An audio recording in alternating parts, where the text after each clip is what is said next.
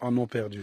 Alain Mabanckou, Emmanuel Macron vous a proposé il y a quelques mois, comme il l'a fait pour Leïla Slimani, de réfléchir à la promotion de la langue française et de la francophonie. Vous avez refusé. Pourquoi?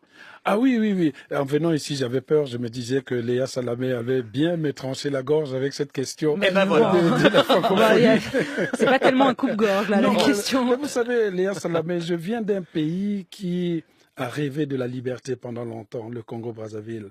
C'est un pays dans lequel un président de la République est là depuis 32 ans, sous le regard satisfait de la France. C'est ça que je ne souhaite pas. Et moi, on me demande d'aller être celui qui va travailler à la rénovation de la francophonie et de la langue française.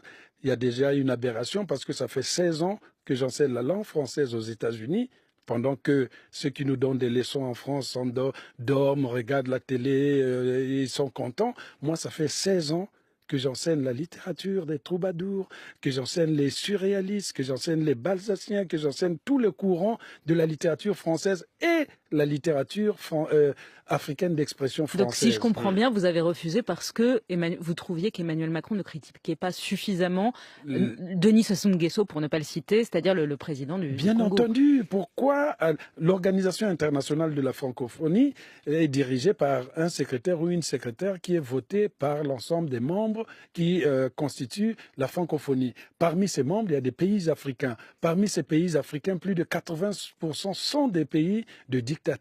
La langue française, c'est aussi la langue de la dictature. C'est la langue de la dictature. Ces Africains sont assujettis à travers la langue française. Quand on lit dans Les Cigognes sont immortels, cette sorte de combat même que je mène contre la post-colonie, ce qui s'est passé après les colonisations. Parce que les Blancs, une fois qu'il est parti, nous pensions que nous avions toutes les libertés, mais on a assisté aux assassinats les plus crapuleux. Mehdi Ben Barka du côté de l'Afrique du Nord, Oumniobé du côté du Cameroun, Thomas Sankara du côté du Burkina Faso, Marien Ngouabi du côté du Congo-Brazzaville.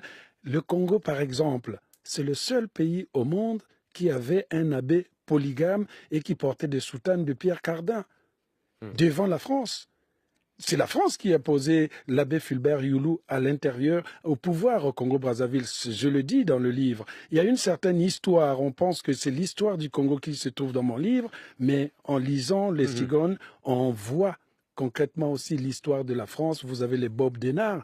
Pourquoi la France est allée intervenir Pourquoi la France est intervenue à la guerre de Biafra alors qu'elle n'avait jamais colonisé la francophonie, c'est quoi? C'est la langue de tout ça? C'est un concept néocolonialiste? La ou c'est autre chose? francophonie, je le dis toujours et toujours, est la continuation de la politique étrangère de la France par une voie détournée, tant qu'elle ne deviendra pas une francophonie des peuples. Je souhaite qu'on vote les secrétaires de l'Organisation internationale francophonie par les peuples. France Inter, il est 8h30.